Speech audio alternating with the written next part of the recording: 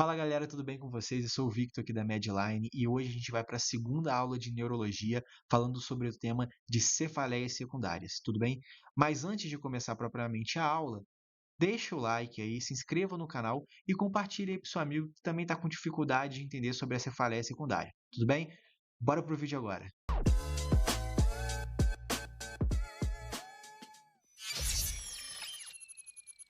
Então vamos lá, gente, aprender hoje sobre a cefaleia secundária. E na aula de hoje, nós vamos abordar 5 cefaleias secundárias. Quais são elas? A hemorragia subaracnoide, cefaleias associadas à neoplasia, trombose venosa cerebral, hipertensão intracraniana idiopática e cefaleia de arterite de células temporais. Tudo bem?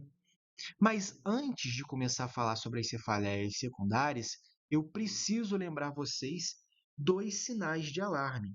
E é extremamente importante que vocês saibam os sinais de alarme, porque é na presença destes sinais de alarme que você vai suspeitar de uma cefaleia secundária. Como eu disse na aula de cefaleia primária, e está aqui o vídeo também no nosso canal, se o paciente não apresentar nenhum red flag, ou seja, nenhum sinal de alarme, a gente tende a pensar em um diagnóstico de cefaleia primária. Agora, se o paciente apresenta algum critério, algum sinal de alarme, a gente tende a pensar em cefaleias secundárias, beleza? E um, e um sinal de alarme que eu quero alertar aqui para vocês agora é a cefaleia entrovoada. Como eu disse lá na primeira aula, a cefaleia entrovoada é aquela dor de cabeça que vai de 0 a 10 em segundos ou em minutos, beleza? Então, a dor é de 0 a 10 em um estalo de dedos. E quando o paciente apresenta esse tipo de cefaleia entrovoada, um diagnóstico que a gente tem que pensar é hemorragia subaracnoide. Tudo bem? A hemorragia subaracnoide, ela pode ser de duas causas. Ela pode ter causa espontânea, que é quando a gente tem um aneurisma cerebral e no rompimento desse aneurisma cerebral a gente vai desenvolver hemorragia subaracnoide, ou por causas traumáticas, que é o paciente, por exemplo, que sofreu um acidente e começou a sangrar na cabeça. Tudo bem? Quais são os sintomas da hemorragia subaracnoide? O principal, gente, é a cefaleia entrovoada, beleza? Ele é o principal sintoma. Se você vê o paciente que está com cefaleia entrovoada, você não pode deixar de pensar de hemorragia subaracnoide. Mas também o paciente ele pode relatar para você que ele teve uma cefaleia, ou seja, uma dor de cabeça antes dessa que ele veio na sua procura, que a gente chama de cefaleia sentinela. O que é essa cefaleia sentinela? É uma dor de cabeça que dura ele de 2 a 8 semanas e é uma dor de cabeça que o nível da dor ela não é progressiva, ela é sempre constante, é sempre o mesmo nível da dor. É quando tem um aneurisma ali que está causando a dor de cabeça, só que ele ainda não rompeu. E aí é no rompimento do aneurisma que gera a cefaleia entrovoada. Tudo bem? Então, alguns pacientes eles podem relatar dores de cabeças há um tempo atrás, antes dessa que ele veio te procurar. Tudo bem? Uma outra coisa que o paciente pode apresentar, e agora no exame físico, é os sinais meníngeos. Kernick e Brudzinski são algumas coisas que a gente deve investigar no exame físico, porque podem estar positivos. É claro que sinais meníngeos, eles vão estar presentes também na meningite. Só que na meningite, a gente vai ter uma aula aqui no canal também sobre meningite, a clínica é diferente. Beleza? Normalmente é um paciente que está com febre, e aqui não necessariamente o paciente está com febre. Os dois podem ter cefaleia, só que aqui a cefaleia entrovoada ela é muito mais marcante do que na meningite. Então, pode ser positivo, sinais meníngeos? Ah, então se tem sinal meníngeo é meningite. Não necessariamente. A gente também tem que pensar na hemorragia subaracnoide. O paciente pode ter alteração de consciência, perda de força, náusea e vômito, sinais focais, outros sintomas que o paciente pode apresentar. Mas o que eu quero que vocês gravem aqui, se na questão falar que o paciente tem cefaleia entrovoada, rigidez de nuca, Kernick-Brudzinski positivo, não deixe de pensar em hemorragia subaracnoide. Alguns fatores de risco para esse desenvolvimento dessa doença é o sexo feminino, idade avançada, tabagismo, etilismo, hipertensão, uso de drogas, né? São fatores de risco muito comuns de outros tipos de cefaleia. E aí, beleza, Vitor. Chegou um paciente, pela clínica, eu estou suspeitando de uma hemorragia subaracnoide, o que que eu faço agora? O primeiro passo é pedir uma TC de crânio sem contraste, beleza? E é sem contraste, tá? Porque é um diagnóstico que normalmente o paciente vem na emergência, então deve ser feito rapidamente e sem contraste. O que que a gente pode visualizar na TC de crânio sem contraste? Essas áreas aqui mais hiperdensas, tudo bem? Mas existem alguns casos raros que a TC de crânio sem contraste ela vem normal. Normalmente, ela vai vir com alteração. Se a clínica bater com hemorragia subaracnoide, a TC de crânio ela é bem fiel. Só que às vezes a TC de crânio vem normal. Então, quando você tem um paciente que está com cefaleia entrovoada, que está com rigidez de nuca, que tem toda a clínica de hemorragia subaracnoide, você pediu uma TC sem contraste e a TC veio normal, deixa eu pedir uma punção de líquor, beleza? Você tem que pedir punção de líquor não, uma punção lombar para avaliar o líquor. E aí, o que que você espera se encontrar nesse líquor se o paciente tiver hemorragia subaracnoide? Presença de xantocromia. Tudo bem? Se o paciente tiver hemorragia subaracnoide e a TC veio normal, você vai pedir punção lombar. E aí espera-se encontrar xantocromia, que o líquido ele fica mais com essa coloração um pouco amarelada, tudo bem? E aí você consegue confirmar o diagnóstico de hemorragia subaracnoide. Existem alguns outros exames complementares, até melhores, como a angio-TC e a arteriografia, que é o padrão ouro, só que são exames às vezes um pouco mais invasivos, que no nosso dia a dia a gente não deve pedir muito, beleza? Mas se você saber que o primeiro exame que você pede é TC sem contraste, que normalmente ele vem positivo, mas caso em algumas situações bem raras vier negativo, lembrar de pedir a punção lombar para avaliar o líquido com a presença de xantocromia. Se tiver xantocromia, hemorragia subaracnoide. Tudo bem? Existem algumas complicações da hemorragia subaracnoide que a gente vai falar aqui no vídeo de hoje, tudo bem? Como vasoespasmos, ressangramento, hidrocefalia, convulsão e hipertensão intracraniana. O primeiro que a gente vai falar aqui é o vasoespasmos e isquemia cerebral, que ocorre em 70% dos pacientes. E o que que é esse vasoespasmo? Seria nada mais é do que uma vasoconstrição das artérias cerebrais, que aí pode causar, né, vai causar uma isquemia cerebral no paciente. Para você conseguir fazer uma prevenção, para você tentar evitar esses vasoespasmos, o paciente que tiver com hemorragia subaracnoide, você vai ter que dar nimodipino, beleza? 60 miligramas, né, de 6 em 6 horas por 21 dias, para você tentar evitar esse vasoespasmos. Além, é claro, de deixar o indivíduo euvolêmico e sem distúrbios hidroeletrolíticos, tá?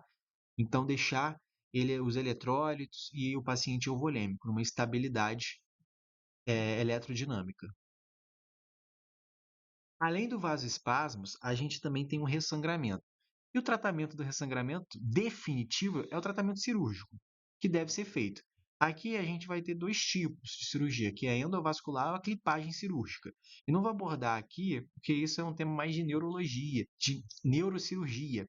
Então, é um tema mais específico e mais difícil de a gente abordar num vídeo como esse, tá bom? Mas, até a cirurgia ser feita, como você pode evitar o ressangramento? Controlando a PA do paciente, principalmente a pressão arterial sistólica dele, que deve sempre estar abaixo de 160 milímetros de mercúrio. Melhor é extrair entre os intervalos de 140 a 160, beleza? Então, menor que 160, mas maior que 140. E qual é a droga que eu utilizo para manter essa pressão no paciente? O nipride, né? Ou o nitroprussiato de sódio, tudo bem? É esse remédio que a gente usa para conseguir controlar a pressão e deixar ele na meta para o paciente, para pelo menos tentar minimizar o risco de sangramento dele, até ele fazer a cirurgia. A gente também tem a hidrocefalia, né, que é um aumento de líquido na calota craniana, o que vai, né, gerar um aumento da pressão, vai gerar uma hipertensão intracraniana, e aí o tratamento dele, a gente utiliza o manitol, tudo bem? A hipertensão intracraniana, a gente vai utilizar o manitol, né, para diminuir a pressão intracraniana, e além de utilizar o manitol, a gente pode elevar a cabeceira da cama, sedar o paciente, dar analgesia, é claro, o paciente está com dor, tudo bem? Então, são algumas medidas aí que a gente pode utilizar na hipertensão intracraniana, tudo bem? E o paciente ele pode também ter convulsões, beleza? Durante a hemorragia subaracnoide. Qual remédio a gente deve dar para esse paciente se ele estiver convulsionando? O melhor remédio é o levetiracetam, tudo bem? O que a gente deve evitar é o uso da fenitoína, porque ela pode dar alguns efeitos, como efeito cognitivo, vasoespasmos, infartos cerebrais, ela pode dar alguns efeitos indesejados para o indivíduo. Ah, Vitor, mas o indivíduo está convulsionando, eu não tenho levetiracetam, eu só tenho fenitoína. Então você vai usar fenitoína. Mas se você tiver os dois, você evita a fenitoína e utiliza o levetiracetam, que é a melhor escolha para o paciente. Tudo bem? Agora, vamos revisar como é que é a conduta. E aqui é muito importante para a gente fazer uma revisão de como é que você deve conduzir um paciente que tem hemorragia subaracnoide. Primeira coisa, o paciente chegou lá para você. Ele tem a clínica de hemorragia subaracnoide? Ele tem cefaleia entrovoada? Ele tem rigidez de nuca? Pode ter. Ele tem alteração do nível de consciência? Ele teve a presença de cefaleia sentinela antes? Talvez teve. Beleza, diagnostiquei, é hemorragia subaracnoide. O que eu tenho que fazer com esse paciente? Às vezes ele chegou até na emergência para você. Você vai estabilizar o paciente. Você vai fazer o ABCDE, beleza? Estabilizar o paciente, monitorar o paciente, beleza? Internar o paciente e pedir o quê? TC sem contraste. Quando você pedir o TC sem contraste, você vai ver aquelas áreas hiperdensas, que é a área de sangramento, né? A TC ela vai mostrar essas áreas hiperdensas quando é sangramento, e aí você vai acionar a neurocirurgia. Fala, neurocirurgião, tem uma hemorragia subaracnoide aqui, você vai ter que fazer uma cirurgia para parar de sangrar, que é o tratamento definitivo. Mas o neurocirurgião vai falar, beleza, mas estabiliza o paciente aí que agora eu não consigo. Então, o que você vai ter que fazer? Controlar a pressão do paciente. Lembrar da meta, menor que 160, mas idealmente entre 140 a 160 a pressão sistólica, beleza? E aí a gente controla ela com nipride.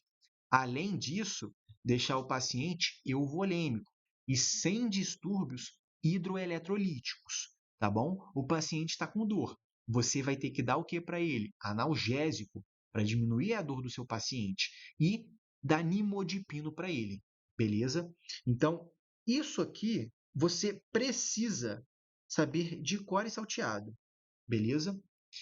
Precisa saber principalmente disso aqui. Os outros já entram em algumas situações. Ah, se o paciente estiver convulsionando, posso dar levetiracetam, entendeu? Mas isso aqui você tem que fazer para praticamente todos os pacientes. Tudo bem? Vocês têm que saber disso, tá? Agora falando da cefaleia associada à neoplasia, existe uma clínica um pouco mais diferente. Primeiro, pode ter déficits neurológicos focais associados, né? Até aí é algo semelhante com a hemorragia subaracnoide, mas aqui a cefaleia ela piora com a mudança de posição, piora com a manobra de Valsalva. O paciente ele tem perda de peso. Isso fala muito a favor de cefaleia por causa de neoplasia. E nesse tipo de cefaleia secundária, a gente pede TC. Só que a TC com contraste. Diferente da hemorragia subaracnoide, aqui é com contraste. Tudo bem? E sim, você deve especificar na sua prova, tanto teórica quanto prática, se é com ou sem contraste. Tudo bem? Trombose venosa cerebral. Alguns fatores de risco, principalmente mulher, por conta do uso de anticoncepcional, tudo bem? Principalmente anticoncepcional combinado com presença de estrogênio. Grávidas podem ter também, tem fator de risco, beleza? O que falam a favor de trombose venosa cerebral?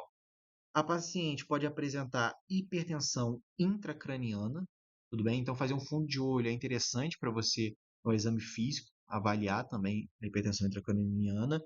Alteração visual, a paciente pode também apresentar. Ela piora também em determinada posição, e normalmente a história clínica é de um paciente obeso, de um paciente que talvez já tenha dislipidemia, de um paciente tabagista, de um paciente às vezes, que já infartou, de um paciente que usa anticoncepcional com estrogênio. Tudo bem? Essa é a clínica de um paciente que tem trombose venosa cerebral. Qual exame de imagem a gente deve pedir? Aqui, a TC, ela não me mostra tanta coisa, não. Aqui, o melhor para você pedir é ressonância magnética, tanto do encéfalo, só que com a venografia. Tudo bem? Porque aqui a gente vê a presença do sinal do delta vazio, que é esse triângulozinho aqui. Sinal do delta vazio, você fecha o diagnóstico. Clínica, sinal do delta vazio, você fecha o diagnóstico e o tratamento é a anticoagulação. Tudo bem? Agora falando da hipertensão intracraniana idiopática, é um diagnóstico difícil de ser dado porque normalmente a gente tem outros diagnósticos para excluir antes de dar esse diagnóstico, tá? E ele é bem raro também. Ele normalmente acomete mulheres em idade fértil, obesas ou que ganharam muito peso recentemente, tá? Alguns sintomas que a paciente vai sentir é, claro, cefaleia, mas pode ter perda visual, papiledema, tudo bem? Você vai ter que descartar outras causas, então é um diagnóstico que você só dá lá no final. Por isso que ele é difícil de você dar, normalmente você acha um diagnóstico antes, né?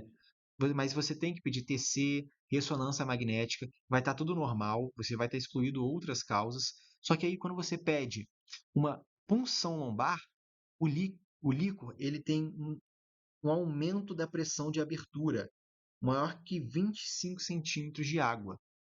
Isso você fecha o diagnóstico. Então, quando você fecha o diagnóstico de hipertensão intracraniana idiopática, vai ser uma mulher, normalmente vai ser uma mulher obesa que ganhou, ou que ganhou peso recentemente, mas que você pediu TC, veio normal, pediu ressonância magnética, veio normal, e aí quando você pediu uma punção de líquor, uma punção lombar, para ver o líquor veio sem alteração. Ele só veio com aumento de pressão de abertura. Aí você tem que pensar em hipertensão intracraniana idiopática. E aqui o tratamento, é claro, é perda de peso, tudo bem? E você vai dar aqui acetazolamida para esse paciente. Aqui não é o manitol, tudo bem? O manitol é lá na hemorragia subaracnoide. Aqui o fármaco é outro, o outro diurético, a acetazolamida para esse paciente. Ou você pode até mesmo fazer o tratamento cirúrgico. Tudo bem? E por último, nós vamos abordar a cefaleia por arterite de células temporais. Quando você deve pensar nesse diagnóstico? Quando é um paciente muito idoso. Geralmente ele é mais que 70 anos de idade. Tudo bem? É uma doença que inflama a artéria temporal, por isso arterite. Tudo bem? E aí o paciente vai apresentar o quê? Cefaleia, né, espessamento de artéria temporal. Mas uma coisa que eu acho que marca bastante que o paciente pode ter é claudicação mandibular. Então, aquele paciente que tem 70 anos ou mais, que está com cefaleia, com claudicação mandibular, você tem que pensar neste diagnóstico, tudo bem? E qual é o tratamento? Aqui a gente dá corticoide em altas doses, tudo bem? E existem só esses tipos de cefaleia secundária, Vitor? Claro que não. Aqui eu estou falando das principais, de forma mais resumida, para te ajudar e te nortear no estudo. Existem outros tipos de cefaleias secundárias, mas senão aqui não seria um vídeo curto e sim seria um filme. Então, se você gostou desse vídeo, deixa o like aí, beleza? Se inscreve no canal. Espero ter ajudado vocês com essa aula, ou pelo menos norteado vocês com essa aula. E o slide está aqui na descrição para vocês poderem escrever em cima ou estudar por ele também. Tudo bem? Abraço aí para vocês.